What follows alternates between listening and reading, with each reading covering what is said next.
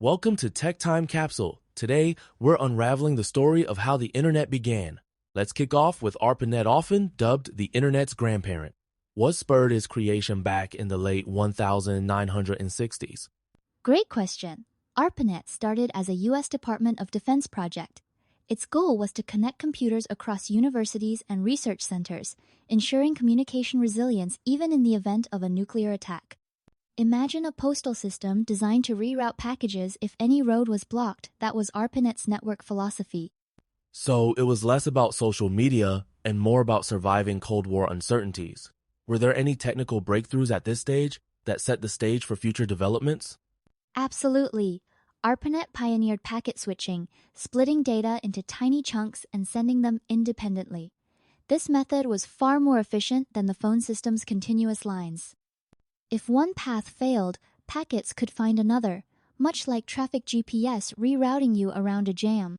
Transitioning from ARPANET, how did the internet spread beyond government and academic circles? When did regular folks start getting involved? The 1980s were pivotal. Networks like NSFNet linked universities nationwide, and soon, commercial restrictions relaxed. This allowed businesses and eventually the public to connect. By the early 90s, dial-up modems brought internet access into homes' more exclusive club. I remember those screechy modem sounds. Did that expansion create any growing pains or unexpected challenges? Oh, definitely. The sudden influx strained infrastructure. Plus, there were debates about online etiquette, privacy, and even spam. It's like opening a quiet library to a bustling city crowd overnight. Let's zoom in on the invention of the World Wide Web. Tim Berners-Lee is often credited as the father of the web. What problem was he trying to solve at CERN? Berners-Lee saw that scientists struggled to share information across incompatible computers. He dreamed up a universal system using hypertext clickable links connecting documents. His 1989 proposal was like giving everyone in a library a shared card catalog and a magic teleporting bookmark. That's a vivid analogy. But why did hypertext catch on so quickly compared to previous attempts? It was simplicity itself.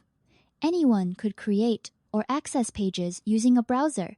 Plus, it piggybacked on existing infrastructure, eliminating the need for massive overhauls. The web democratized publishing suddenly. Anyone could be an author. Moving forward, browsers like Mosaic and Netscape played a crucial part. What made them such game changers for the average person? Mosaic, released in 1993, made the web visual images and text together, navigated by point and click. Netscape took it commercial, sparking the dot-com boom. Suddenly, the web was open not just to techies, but to everyone from shop owners to school kids.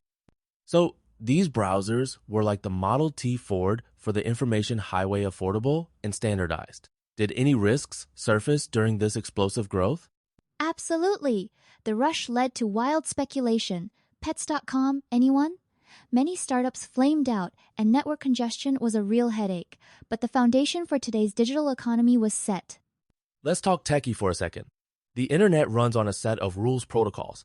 Can you break down what TCP/IP does in layman's terms? Sure. Think of TCP/IP as the postal system for the internet. TCP ensures each piece of data gets sent, received, and reassembled correctly like tracking packages.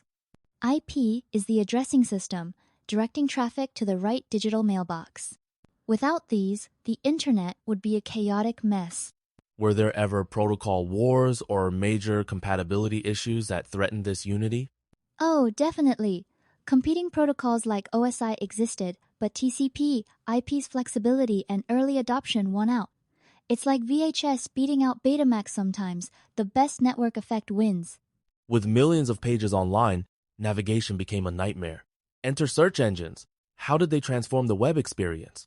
Initially, directories like Yahoo curated sites by hand.